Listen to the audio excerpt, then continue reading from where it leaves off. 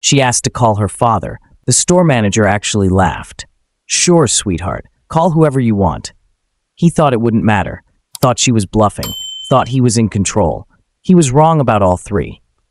Because 8 minutes after that phone call, a federal prosecutor walked through his store's front door.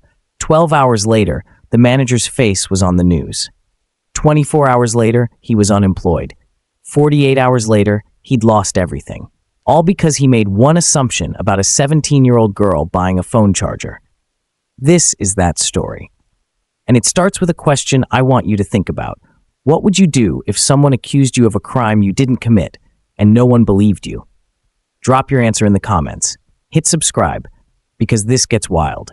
Here's what happened. Parkview Mall, suburban Atlanta. Saturday afternoon, 2:47 p.m. 17-year-old Camila Martinez walked into TechWorld Electronics with one goal: buy a phone charger before her Northwestern University campus tour on Monday. Full scholarship. Robotics team captain, honor roll every semester since freshman year. She wore her Westlake Academy jacket, carried a backpack with her wallet, keys, and a water bottle. Nothing else.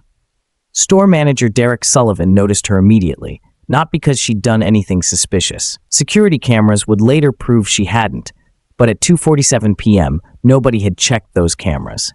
And Derek Sullivan had already decided she was a thief. He watched her browse the phone accessories aisle. Watched her pick up a charger, check the price, put it back. Pick up a cheaper model, read the package, compare prices. Normal shopping behavior. But Sullivan didn't see it that way. He leaned toward Marcus Webb, the security guard stationed near the entrance. Got a suspicious shopper in electronics, southeast corner. Keep an eye on her. Marcus had worked mall security for 8 years. He'd learned to trust his instincts about genuine threats versus manager paranoia. This felt like the latter. But Sullivan was the store contact, and protocol meant following management requests. Camila had no idea she was being watched.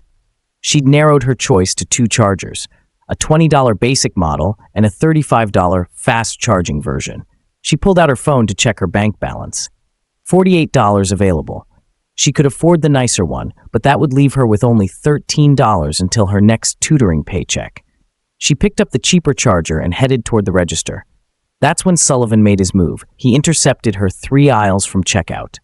"Excuse me, miss, can I see your bag?" Camila stopped. "I'm sorry, what?" "Your bag, I need to check it." "Why?" "I haven't bought anything yet." Store policy, random security checks. It wasn't store policy. TechWorld's actual policy required reasonable suspicion before bag searches. But Camila didn't know that. She was 17, alone, and a middle-aged white man in a manager's shirt was demanding to search her belongings. She did what her father had taught her. Stay calm, be polite, comply with reasonable requests. She set her backpack on a display counter and unzipped it.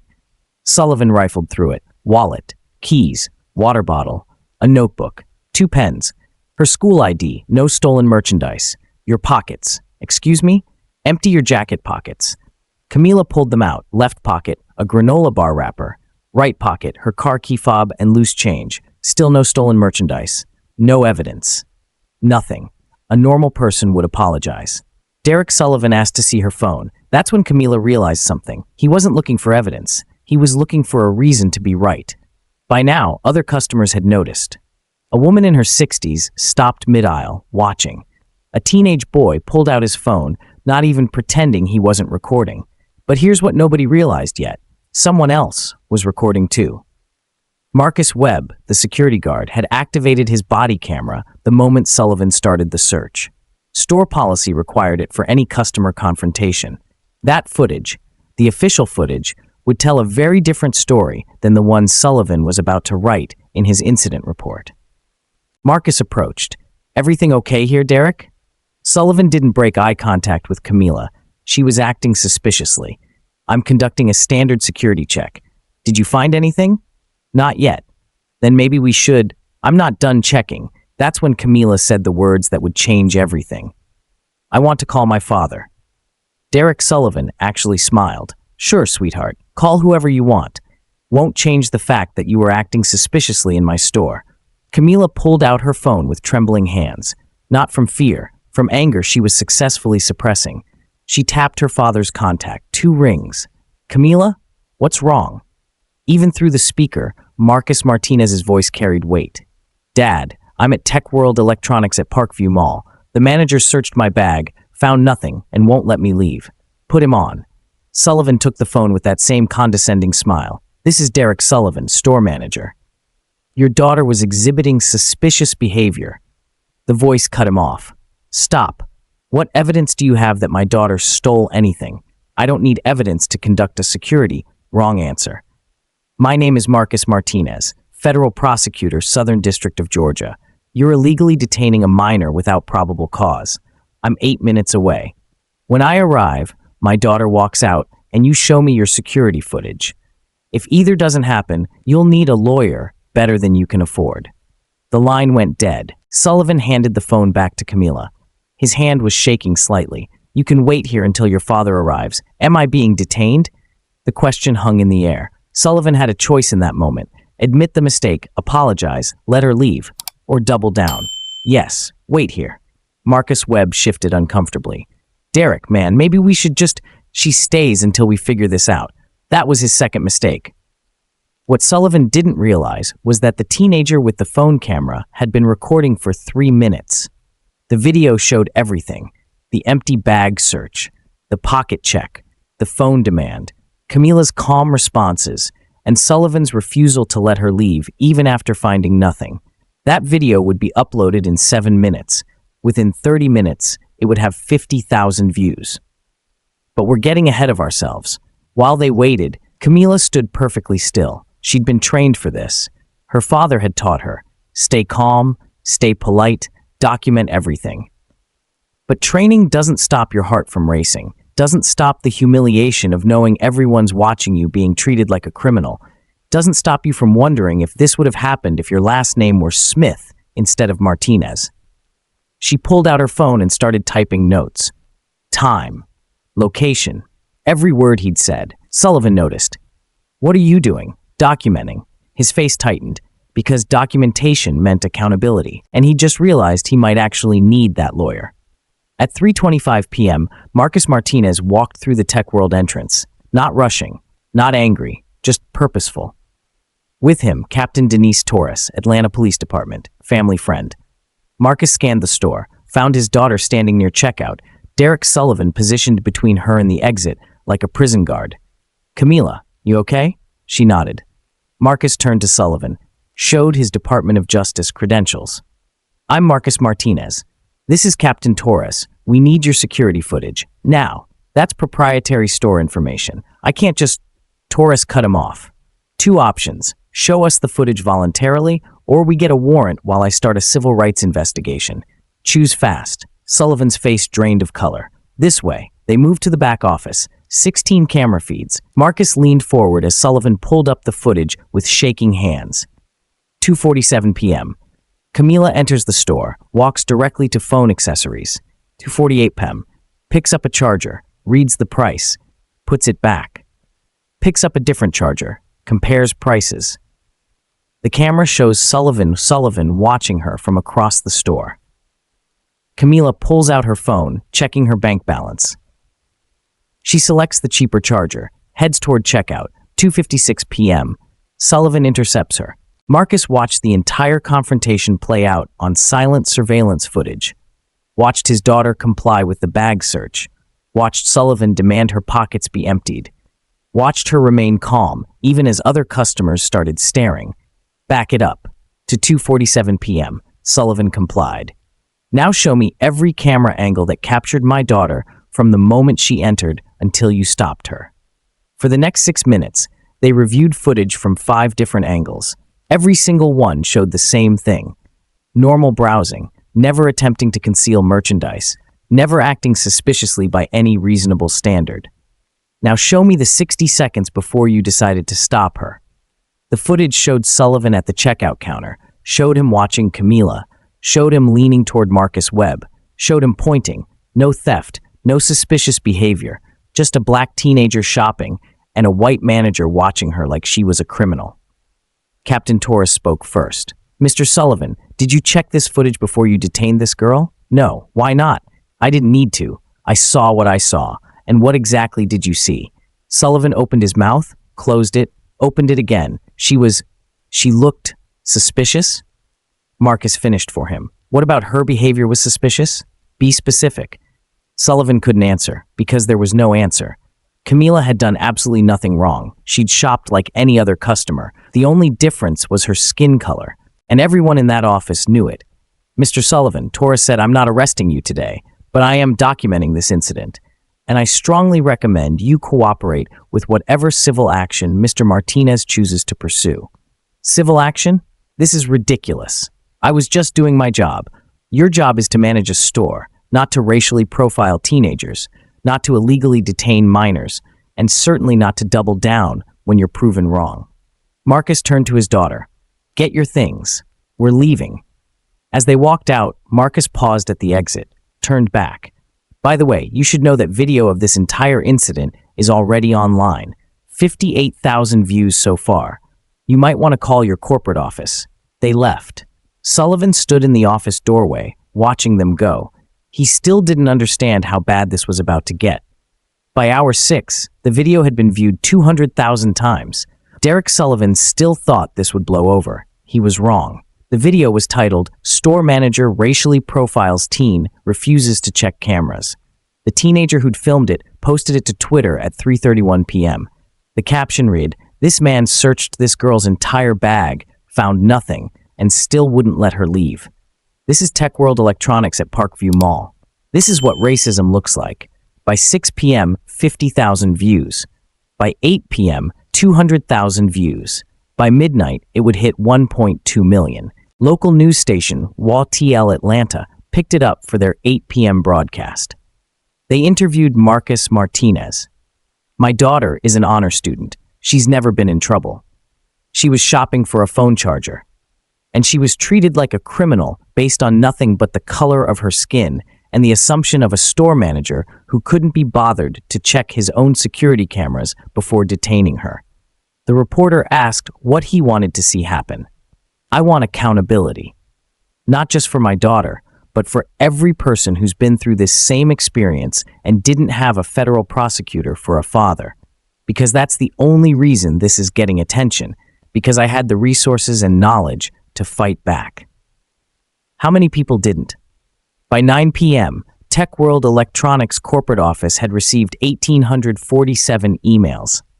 By 10 p.m., their Twitter mentions were so flooded they stopped responding. By 11 p.m., 3 other customers had come forward with similar stories about Derek Sullivan.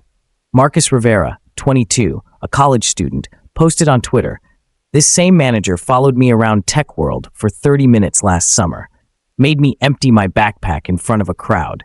I hadn't taken anything. I was buying a laptop charger. When he found nothing, he didn't apologize. He just said, you can go now, like I should be grateful. I never went back. Keisha Washington, 16, shared her story on Instagram. I went to return a laptop I'd bought at Tech World. I had my receipt, the box, everything. This manager called the police because he said I was acting suspicious. The police came, checked my receipt, everything was legitimate. He still made me feel like a criminal for daring to return something. I was so humiliated, I cried in my car for 20 minutes. James Chen, 19, posted on Reddit, I'm Asian American.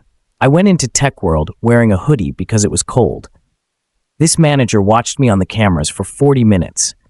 Every aisle I went to, he happened to need to restock something there. He never said anything directly, but the message was clear. I wasn't welcome. 3 customers, 3 incidents, all involving Derek Sullivan. The pattern was becoming impossible to ignore. But then something unexpected happened. At 11:34 p.m., a comment appeared on the viral video, username Tech World Truth. I'm a current Tech World employee. This manager is getting destroyed online, but honestly, he was just following policy. We were trained to watch for suspicious behavior. Maybe people should consider that instead of automatically assuming racism. The comment got 2,000 upvotes in an hour. People started questioning the narrative. Maybe the video didn't show everything. Maybe Sullivan had legitimate reasons. Maybe this was being blown out of proportion. The tide was turning until 11:47 p.m. That's when Jennifer Park posted on Facebook, former Tech World employee, 2 years at the Parkview location before quitting 3 months earlier. Her post read, "I need to say something about Derek Sullivan. When I worked at Tech World, he held a staff meeting where he literally told us to keep a closer eye on certain types of shoppers. When someone asked what he meant, he said, 'You know the ones I mean. Urban youth. Hoodies and backpacks.' Multiple people in that meeting were uncomfortable. I reported it to corporate. Nothing happened. I quit because I couldn't work for someone like that. But I should have spoken up louder. I should have done more. I'm sorry to everyone who was harmed by his behavior." She attached a photo of her staff meeting notes. By midnight, Jennifer Park's post had been shared 4,000 times.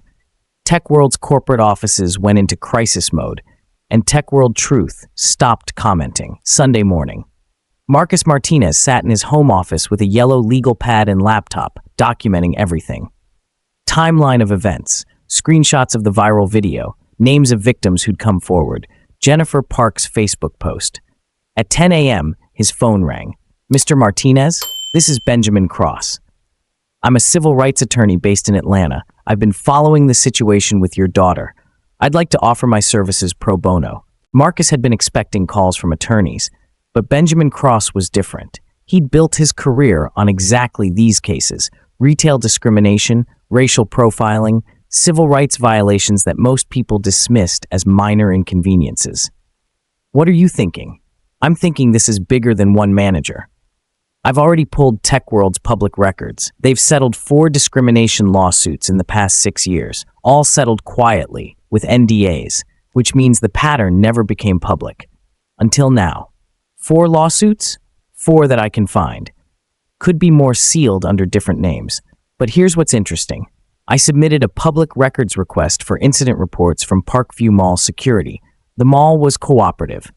In the past 18 months, Tech World filed 42 suspicious shopper reports with mall security. I cross-referenced those with arrest records and theft charges. Want to guess how many actually resulted in charges? Tell me. 3. 42 reports, 3 actual thefts, and all 3 were shoplifters caught by security before store management got involved. Meaning, Derek Sullivan's suspicious shopper reports had a 100% false accusation rate. Marcus wrote this down. Who were the 42? That's the smoking gun. 38 of the 42 were people of color. And I don't have the employee records yet, but I'd bet most of those reports came from your friend, Derek Sullivan. Can you prove that? Working on it. But here's something I can prove. Jennifer Park is willing to testify, and she says she's not the only one. 2 other former employees are ready to come forward about Sullivan's pattern of behavior. This was escalating from a single incident to something far more serious. At 2 p.m. Sunday, Benjamin Cross filed a federal civil rights lawsuit on behalf of Camila Martinez against Derek Sullivan, Tech World Electronics Inc., and Parkview Mall Management. The lawsuit alleged false imprisonment, violation of civil rights under federal law, intentional infliction of emotional distress, and negligent training and supervision. But Benjamin wasn't done. At 4 p.m., he held a press conference on the courthouse steps. Local news stations were there. So were dozens of community members who'd seen the video. This case is about more than one teenager being detained in a store. It's about a pattern of racial profiling that has been allowed to continue for years. It's about a corporate culture that prioritizes profit over justice. And it's about sending a message that this behavior will not be tolerated anymore. Behind him stood Marcus Rivera, Keisha Washington, and James Chen. These 3 individuals will be joining Camila Martinez as plaintiffs in a class action lawsuit, and we believe there are many more victims out there. If you've experienced discrimination at Tech World Electronics or any retail establishment, we want to hear from you. The press conference made the 6 p.m. news on every local station. By 8 p.m., 17 more people had contacted Benjamin's office. By 10 p.m., the class action lawsuit had 21 named plaintiffs, and Tech World Electronics stock price had dropped 3.2%. Hour 30 of 48, Derek Sullivan had just lost his job, but that was only the beginning. At 6 p.m. Sunday evening, Tech World Electronics' PR team released a statement, but it wasn't an apology. Tech World Electronics stands behind our security protocols. While we regret any distress experienced by customers, our managers are trained to respond to potential theft situations. We believe Derek Sullivan acted in accordance with his training and within his authority as store manager. The statement was a declaration of war. It lasted 6 hours, because at midnight, Jennifer Park released her full staff meeting notes, typed, dated, signed by attendees. By 6 a.m. Monday, TechWorld had deleted the original statement and posted a new one. This one included the word terminated. At 8:15 p.m. Sunday, the revised statement read, TechWorld Electronics is committed to providing a welcoming and inclusive shopping environment for all customers. The incident at our Parkview Mall location does not reflect our values or training standards. After conducting an internal investigation, we have terminated the employment of the manager involved. We apologize to Camila Martinez and her family, and we are implementing immediate changes to our security protocols and bias training programs across all locations. Derek Sullivan was unemployed, but Marcus Martinez wasn't satisfied with the termination. Benjamin Cross, working with Marcus's connections in federal law enforcement, subpoenaed TechWorld's internal communications, email records, training documents, staff meeting notes, incident reports. What they found was worse than anyone expected. On Monday morning at 9 a.m., hour 42, the legal team reviewed the first batch of documents. There was an email from Derek Sullivan to his assistant manager dated 8 months prior. Subject, floor coverage. Make sure someone's always got eyes on the high theft areas, especially when we've got urban youth types in the store. You know the ones. Better safe than sorry. There was another email, 3 months old. Subject, customer complaint. We followed protocol with the customer who complained. If someone acts suspicious, we verify. He was allowed to leave eventually. Case closed. That customer was Marcus Rivera, the college student forced to empty his backpack in front of a crowd. Case closed. Except Sullivan never apologized, never checked if his suspicion was justified. Just case closed. And here was the most damaging document of all. Staff meeting notes from 11 months earlier, taken by Jennifer Park. Topic, loss prevention. Manager DS emphasized need for vigilance during high traffic periods, stated that certain demographics are statistically more likely to shoplift. Instructed staff to pay special attention to customers wearing hoodies, carrying large bags, or not dressed for the merchandise they're looking at. Several staff members expressed concern that these criteria could lead to profiling. DS responded that we can't ignore statistics and that it's better to check and be wrong than to miss a theft. There it was, in writing. A clear directive to engage in racial profiling, documented by an employee who'd raised concerns and been dismissed. But the investigation didn't stop at Derek Sullivan. Benjamin's team discovered that TechWorld's district manager, Karen Pierce, had received 3 formal complaints about Sullivan's behavior in the past year. All 3 specifically mentioned racial profiling. All 3 were marked resolved without any disciplinary action. Karen Pierce had known for months that Derek Sullivan was engaging in discriminatory behavior, and she'd done nothing. At 2 p.m. Monday, hour 47, the Georgia Attorney General's office announced they were opening a formal investigation into TechWorld Electronics' employment practices and potential civil rights violations. At 3 p.m., the U.S. Equal Employment Opportunity Commission issued a letter of inquiry. At 4 p.m., 2 different law firms filed class action lawsuits on behalf of former TechWorld employees who alleged they'd been fired or disciplined for refusing to engage in discriminatory security practices. The company was unraveling, and Derek Sullivan was about to face consequences that went far beyond losing his job. 48 hours exactly. Monday, 2:47 p.m., precisely 48 hours after Derek Sullivan had stopped Camila Martinez in his store. He sat in a lawyer's office, staring at a document.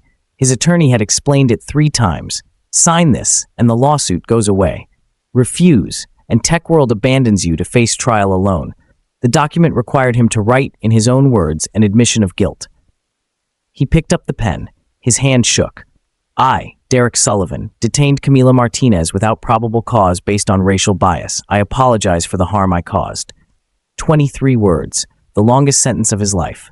He signed it at 2:53 p.m., 6 minutes after he'd first stopped Camila, 48 hours earlier.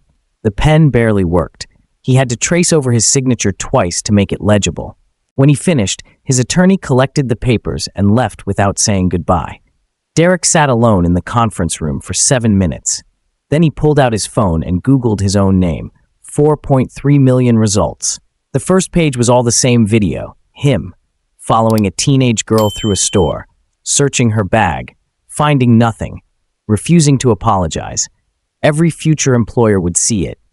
Every background check would flag it. Every Google search would return that moment, frozen forever.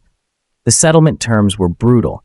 $75,000 to Camila Martinez, $25,000 to each of the other named plaintiffs in the class action, full payment of all legal fees, mandatory implementation of bias training at all 127 Tech World locations, third-party monitoring of security practices for 3 years, and a formal public apology. But there was one more condition, the one Benjamin Cross had insisted on. Derek Sullivan had to admit, in writing and on the public record, that he had racially profiled Camila Martinez. His lawyer had advised against it. Admission of guilt could open him up to further liability.